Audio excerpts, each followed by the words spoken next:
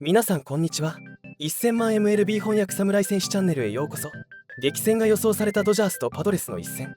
序盤からドジャースが主導権を握るも、パドレスの粘り強い反撃に苦戦。好投が報われなかった先発投手、そして終盤で崩れたブルペン。指揮官の懸念が現実となった試合展開に、チーム全体に緊張が走る。接戦を制したパドレスの勢いに、リーグ首位ドジャースとの差は縮まり、今後のシリーズの行方に注目が集まる。両チームの熱い戦いは続く。それでは本日の試合を詳しく解説している番組の翻訳をお届けいたします。ご覧ください。 Sportsnet Dodgers. I'm John Hartung alongside Jerry Hairston Jr. Nomar Garcia Parr. For the third time in their last 13 games, the Dodgers blow a 5-run lead and lose. It's also the second time it's happened in their last 3 games. They jumped out to a 5-0 lead in the first inning, Jerry. Tyler Glasnow did a really good job to get through 7, allowing the 3, but then Blake Trinan gives up 2 in the 9th, a couple solo homers, and then Alex Vesia touched up there in the 10th. Yeah, again, first and foremost, I never want to take anything away from the team that battled back. Credit the San Diego Padres. They fought back, and they won this ball game. We said it about a week ago, a month ago, even probably like 2 months ago. When you start using your bullpen a lot in May, June, you're going to start to feel the effects later in the season. It's happening in July. Blake Trinan is absolutely filthy. He's absolutely nasty. You got to remember, he missed a year, well, 2 years basically, with a shoulder, with his arm. So he doesn't have the type of stuff. His arm looks tired to me. He doesn't have the same bite on his breaking ball. He doesn't have that same bite on his fastball with that late movement. So he's tired. You can see it. And you know who also sees it? The opposition. So I'm not making excuses for Blake Trinan. I know he's an absolute warrior. He's a beast. But sometimes you go to the well too much with your guys, they're going to get tired. And tonight, I just saw some tired arm. And here's another thing, too. I know I promise I'm going to let you talk. Manny Machado, all he's thinking is, first pitch, I'm going to hit the freaking warehouse. That's all he's thinking about. We're going inner half to that dude? First pitch? And then here, a 2-1 pitch, we want to go inside. Why are we giving these guys something to pull to hit a home run and then for Jackson to tie up the ball game? All he's thinking about, 2-1 pitch, I'm looking inner half, turning and burning, and I'm gonna tie this ball game up. We gave him that pitch. If they're gonna beat you late in the game, make them beat you the other way. We did not do that to them, and the Padres made us pay. Yeah, it's really hard right here to just give it to blame Vesia on this. Yeah. You got they executed, they got the bunt down, backs against the wall, you have to intentionally walk, and they were able to just kind of get the winning run. I mean, really, when you look at this, though, too, is from, we look at the bullpen.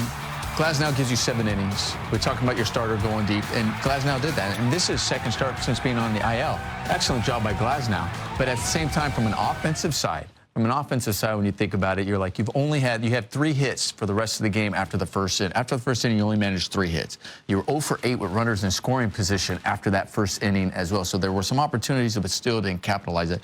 We know about this ball club, the way the momentum that the Padres had coming into this series. You had to go out there and you had to take it to them. We were trying to take away that momentum and stifle them, and you just gave them more. Because they've been coming back. They've been down, and they've been coming back just like this, and the Dodgers need to find a way not to take their foot off of the gas. They took it off, or it just seemed like, all right, that was it after that first inning. They couldn't get anything going, and they really needed to.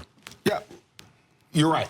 You want to put more runs on the board. You score 5. Of course, you want to put more. But we always go into a big league ball game 5 and 10, right? We score 5 runs in the big leagues. We expect to win the ball game. Of course, you want to add on runs. But I can't stress this enough. And we've seen it for quite some time now. You never let, late in the game, beat you to the pull side for a home run, especially Manny Machado, bro. He tells you what he wants to do. He's looking to hit it deep. And then when he gets to 2 strikes, okay, I'll spread out and go the other way. And especially after he did that, they're down 1 ball game, right? Jackson Merrill, 21 years old, 15-year-olds, 18, it doesn't matter, 30-year-olds. He's looking inner half to tie the ball game, and we threw it right there. Why go there? Oh, yeah, we're trying to tie him up. Bruh, out here, and then if he beats you, Oppo Taco, tip your hat, move on. But you can never let people beat you pull side late in the ball. That has been, 150 years? Yeah, no, I agree with you. You're right. I mean, I don't know why, why would you've got to force them to try to beat you and make them go the other way. They had won 96 games in a row going back to last year when leading after 8 innings. 7 games since then, they're 4-3. Yeah. Another loss coming tonight when leading going into the 9th inning. Let's get right to the highlights. It was a great first inning for the Dodgers.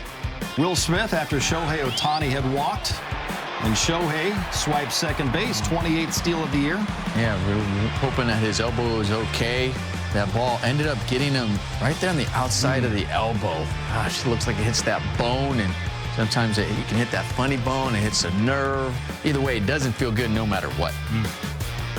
Later in the at-bat, Will Smith drops one into center field for a base hit. Shohei held up to make sure it wasn't caught, so he's at third. Again, anytime you're dealing with a guy who throws a knuckleball, you got to stay on that baseball with 2 strikes. Great job by Will, staying up the middle.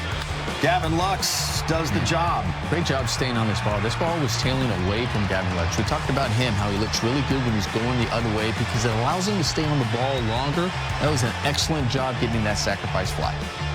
Dodgers not done, though. J-Hay pulls it fair and down the line. That's extra bases. If it's high, let it fly, right? That's what we said about a knuckleball. A ball they wanted, it looked like it started up. He stayed on it, and he drove it down the line.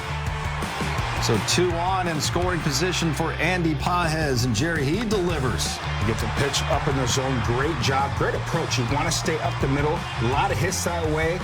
Clutch. 2-run single with 2 outs. 3-0 Dodgers.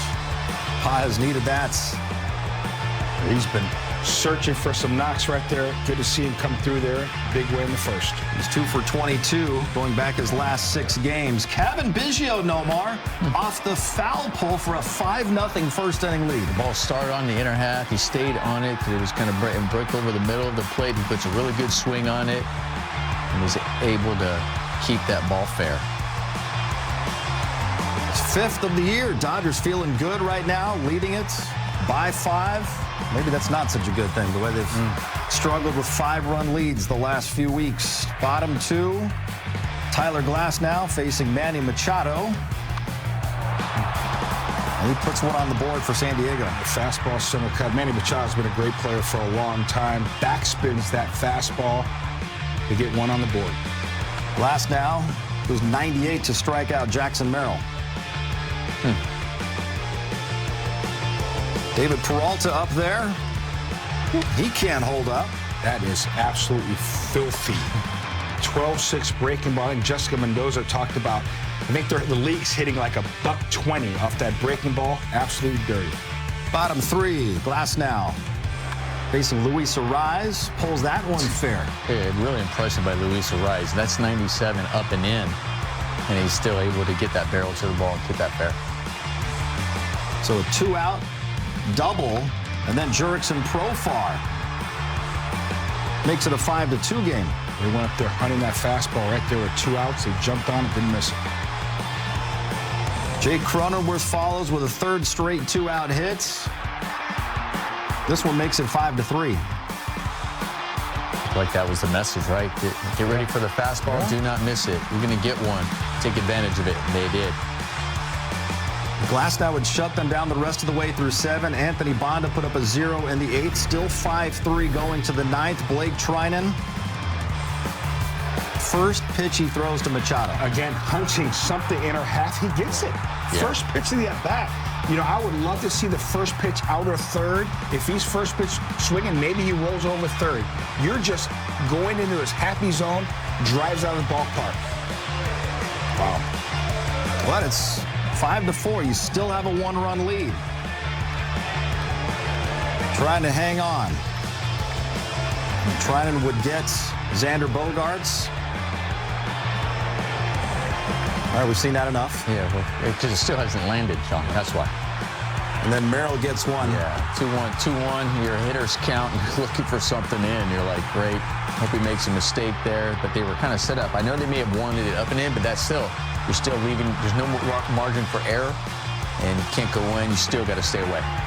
You got to stay away, especially a hitter's count. Make him roll over something outer third, but here it's just into his hot zone.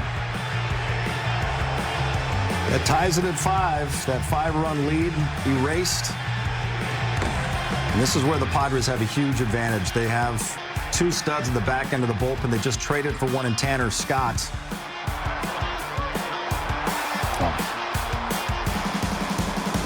And they also have Robert Suarez. Yeah, they got some thunder in that bullpen now, the Padres do. So they put up nothing. The Dodgers in the top of the 10th, bottom 10, Alex Vesia. You got a batting champion laying down the bunt, but again, you're just trying to put pressure on the opposition, and you got Donovan ending it right there. Solano walks it off. 6-5. How many times have we said it recently? Another gut punch loss for the Dodgers. Put themselves in a great position to win. But the bullpen continues to look tired. They lose it 6-5. Dropping to 63-45 on the season. Alex Vesia is tagged with the loss. Tyler Glasnow went 7, allowed 3 runs. He struck out 8. Kevin Biggio 1 for 3, his 5th home run, couple RBIs. Andy Paz 1 for 4 with 2 RBIs. Dodgers and Padres will wrap up this mini 2-game series tomorrow. First pitch at 5:30. Then it's off to Oakland for the final time ever, a 3-game weekend series against the A's. Dodgers finally return home next Monday when the National League's top team, the Phillies, will be here for a 3-game set, all on Sportsnet LA. Padres tied it up with 2 solo homers off Blake Trinan in the 9th inning before walking it off in the 10th. More reaction coming up after a rough loss. Carl's Jr. moment of the game, Jerry. Kevin Biggio, apparently he likes the knuckleball because he gets one and hits it off the foul pole for a 5-0 first inning lead. I'll tell you what, Kevin Biggio the last couple nights has really done a good job playing first base and driving the baseball. Good for him, man. Stepping up, outstanding job. Big home run at the time. 5-0 lead, obviously didn't hold up. Did not hold up. Dodgers lose 6-5-10. Let's go back to San Diego. Blake Trinan right now is with Kirsten Watson in the media. Blake, just when you kind of look at that inning, do you think it was execution of your pitches or just they got some good swings on you? That's probably both. I mean, I went back and looked at the cutter to Jackson, and it didn't have great lateral movement, but it was in, ball and a half in, ball in.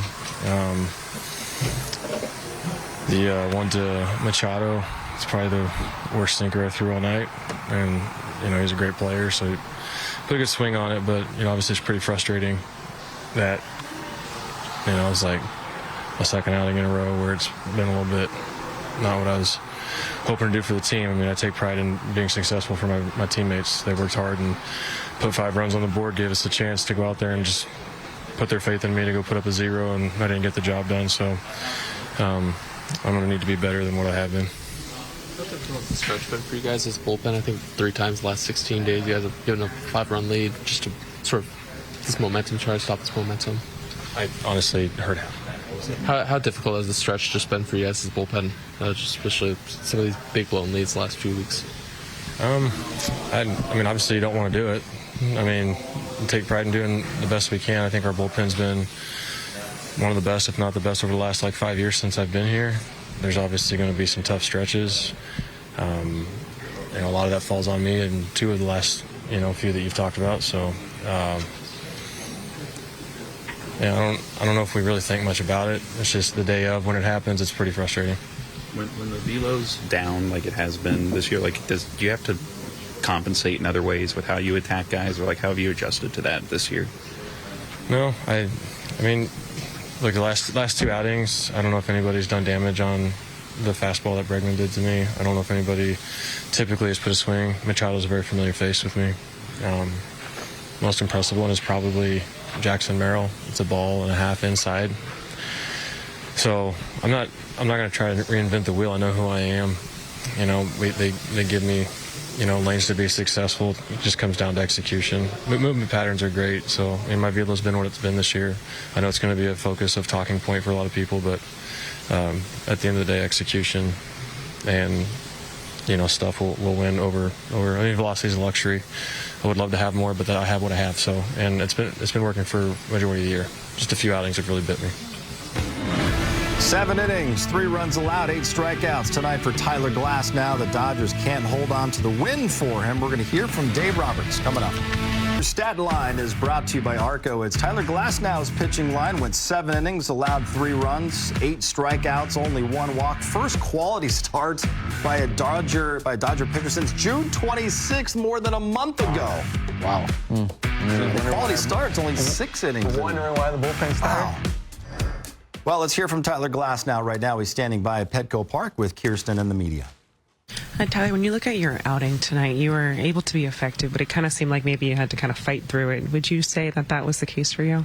Yeah, not as sharp. I think it got better as the game went on, but just that one rough inning. But I think, just not as sharp as I usually feel. What was the focus just with navigating through their lineup and finding ways to be effective against them? I think just switching up. I was just kind of going heater heavy, and then after that bad inning, kind of changing it up and throwing a lot more sliders, not being so predictable. How do you kind of feel this start compared to obviously last start coming off the IL and just getting a little bit more into a rhythm? Yeah, better than last one for sure. Just take it into the next one and just keep building starts. Are you in one of those kind of runs right now, like early in the year when you're talking about trying to keep the mechanics synced up, kind of start to start? Does it kind of feel like you're back in that spot with these last two? Yeah, I guess sort of, but just, something like rhythm. It just feels a little foreign right now. I think it always happens at the course of a season, but it's just kind of trying to work through it right now, for sure. Do you think that's due to just what you were dealing with your back, or is it just kind of coming off of the break and getting back into it? I think it's just baseball in general. I don't think it's not like the back at all. I just think it's like you have times in season where you're like feeling great, times in season where you completely forget what you're doing, and then there's a bunch in between. So I don't know what it is, but it's just kind of one of those right now. Yeah. After tonight's walk-off, the Dodgers lead over the Padres down to just 5.5 games in the NL West. Dave Roberts coming up after the Dodgers blow a 5-0 lead. Access. Well, that's 1, 2, 11 strikeouts tonight for the Dodgers. So tomorrow, just go to Jack in the Box. You can get a free Jumbo Jack with the purchase of a large drink only at LA area restaurants. Tonight it was Tyler Glasnow. He carried the load. He had 8 of the Dodgers' 11 strikeouts. They fall those 6, 5, and 10 innings. Let's hear from Dave Roberts with Kirsten and the media. Dave, it's been a frustrating couple outings just from the bullpen. Talking to Blake, he felt that, yes, they got some good swings, but also just the lack of execution. When you kind of look at what you've been seeing from the bullpen as of late, just how do you kind of put to words as to what's been happening? I think that's what it is. It's just falling behind hitters and not making good pitches. And, when we do that, they're going to make you pay, and that's, what's happening. Tyler threw a heck of a ball game. I thought he worked some things out as he outing, as he got into the outing, and very good line score, great job. And then Anthony came in and did a really nice job, and I had Blake ready. I felt really good about where he was at. He was up kind of to get us out of the inning, so he was ready to go, and we've done it all year. And unfortunately, he didn't make good pitches tonight.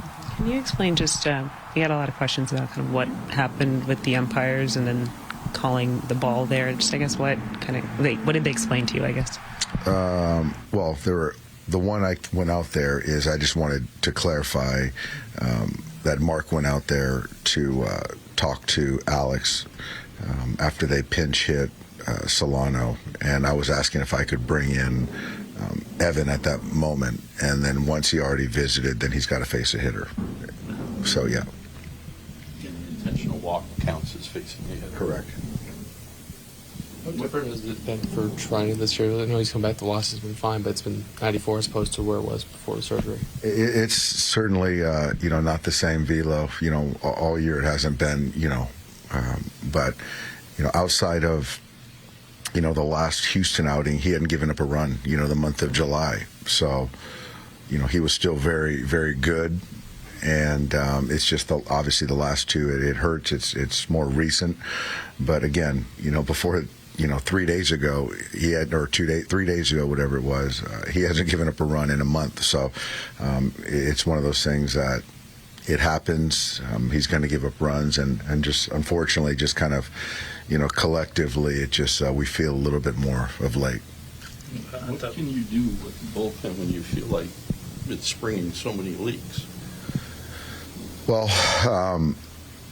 yeah. I mean, I think it's just one of those things. We got a lengthy outing tonight, which we felt good about that to start. To give guys, hopefully, we got a handful of guys an off day, another off day, to get them more fresh. But outside of that, they've got to go in and make pitches. And, I look at who's available, and, expect them to go out there and do their jobs. And, that's kind of, where I'm at right now. Obviously you got enough on your own plate, but do you feel momentum kind of building over there in San Diego with the way they're playing? Absolutely. I don't know I think it's 5.5 now. I think they're, they made some additions. They're feeling good. They're playing great baseball. Probably, the month of July, they've played as good a baseball as anybody in all of the major leagues. So they're certainly feeling good about themselves. Absolutely. And we got Cease tomorrow, so, we got our hands full again tomorrow. Clayton Kershaw will make his second start of the season tomorrow. We will look ahead to that matchup and some final thoughts coming up. Trade deadline came and went at 3 p.m. today. Dodgers making a number of moves over the last couple days, adding 3 position players. Utility man Tommy Edman hasn't played this year yet after having wrist surgery. Should be ready to go fairly soon.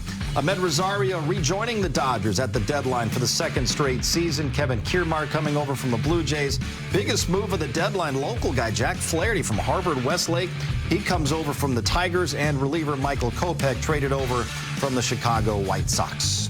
Clayton Kershaw made his season debut last Thursday against the Giants. First start since having shoulder surgery last November. Went 4 innings, allowed just 2 runs, 6 hits. He struck out 6. So next up is the Padres tomorrow. Nomar, what are you hoping to see out of Kershaw? Well, listen, I thought it was a very good outing after being out for so long. So he looked really good. It's just a matter of building on that. So, listen, Clayton Kershaw, he's going to take this loss that they have very personally and say, listen, I got to go out there. I got to put some zeros up there and give our team a chance to win. And he's probably thinking, listen, if he could, and they won't let him, he wants to throw a complete game. He wants to be out there and say, listen, I got to finish this. It's an earlier start time tomorrow, so I imagine there's going to be some shadows. Clayton Kershaw knows that, so hopefully he gets ahead. Hopefully he works efficient, and Dodgers find a way to get some runs. Try to get some runs against Dylan Cease. His last time out, he threw a no-hitter, the second one in Padres history. For Jerry, Nomar, and Kirsten, I'm John. Thanks for watching. We will see you tomorrow. Our pregame coverage begins at 4:30 p.m. right here on Sportsnet LA. 今回の動画はいかがでしたか？ぜひご意見ご感想をコメント欄までお願いいたします。このチャンネルでは日本人メジャーリーガーの最新情報など海外の番組の翻訳をお届けしています。面白いと思っていただけましたら、よかったら高評価とチャンネル登録をお願いします。どんな情報をお届けしたら喜んでいただけるか、ぜひお聞かせください。それではまた次回の動画でお会いいたしましょう。